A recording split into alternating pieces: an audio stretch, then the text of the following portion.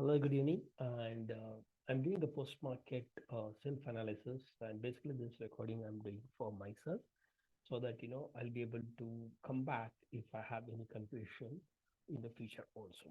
So this is basically the trade I'm taking based on the option chain analysis. So today is 11th December 2023. So morning, what happened is at the first day, when the market opened at 9:15. The resistance was at 21,000, which is of both the volume and the open interest. And the support was at 21,000, which was strong. Actually, it was weak towards bottom, right? From 21,000 to 20,900. So I'm also kind of giving this link of the PPT. So in case, if someone happens to this video and they want a reference of that, they could do it. And moreover, I'm recording this for my own purpose so that, I can go to the next level by improving my understanding what was the mistakes I'm doing in terms of the analysis when the market is live versus, once the market is done, what happened, right?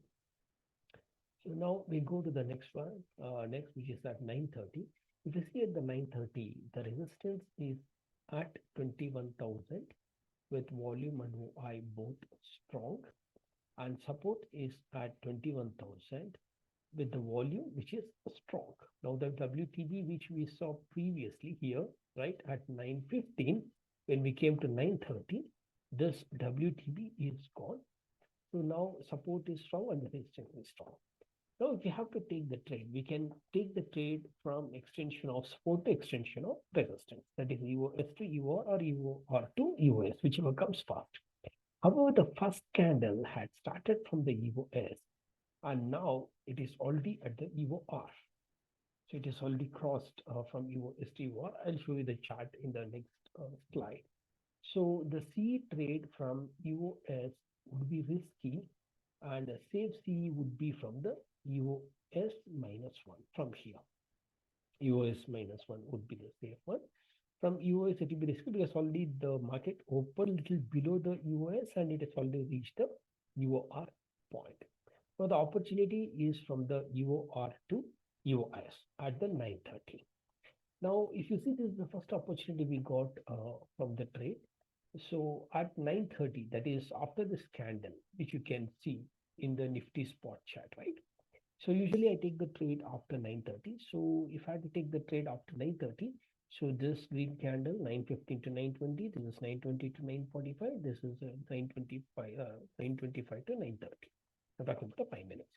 I'm waiting for an EOR again, but EOR has already taken the diversion, means the profit is already done with this red candle.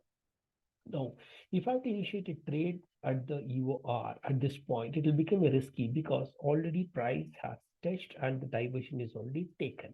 Similarly, as I was explaining earlier, also this EOS, if you see the price, started from here and it went up, so it's already taken the EOS to EOR. So now both EOS and EOR both are risky, even though the at the same strike price, both the support and resistance both are strong. But however, I was able to take this trade as a risky trade.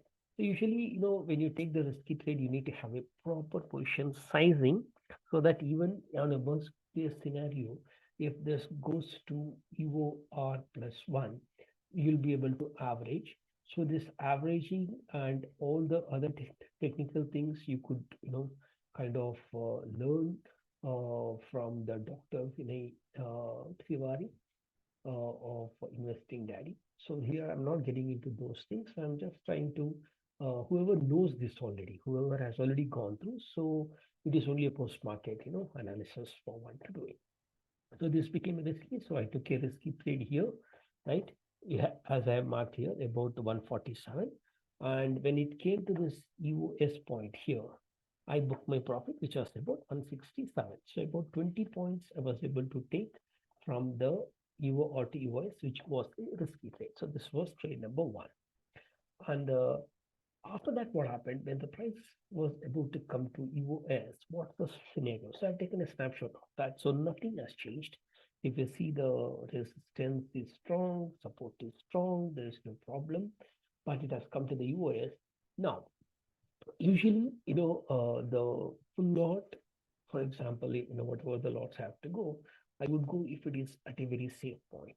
But it is at EOS. EOS is strong, but the problem is that the price has already hit that level once in the morning. So it becomes riskier. So I took a risky C trade from here with an intention of, in case the price slips from 21,000 to 20,950 diversion, I would average there, because we cannot see the market going anywhere down below this 2950, which is the EOS -1, and 21,050, which is EOS +1, right?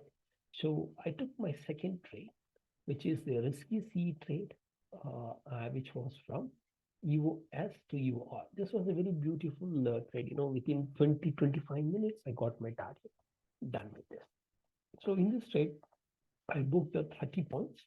And if it would have slipped to EOS -1, so I'd have averaged here, but then I got the target. So after getting these two trades, now the only thing which was there was once it comes to EOR +1 or it comes to EOS -1. Until then, anything in between, I would not take that trade. So this is what I did for the day. So a glimpse of what happened today is there was two trades for the day. One is from EOR to EOS, which is a 20 points profit, which made, and EOS to EOR, which was a 30 points. And both the trades which I took was a risky trade. When I say risky trade, I'm going with a very, limited quantity. Maybe I just go with 1/3 quantity is what my position sizing is. So I will also record a position sizing, which I'm using to trade this option chain system. It is again for my own reference. And if somebody is just, in case you happen to watch this is only for my educational purpose, and it could also help you in case you already know all these things, and just to try to understand, kind of what mistakes I made for the day. So I'll be recording in different scenario changes. I'll be recording. So, it is for my personal records. And if it is useful for anyone, one can as well, take the benefit of this. So I'll be also giving this link of this, the PPT, in the description area. With that, I would like to conclude this and see you tomorrow.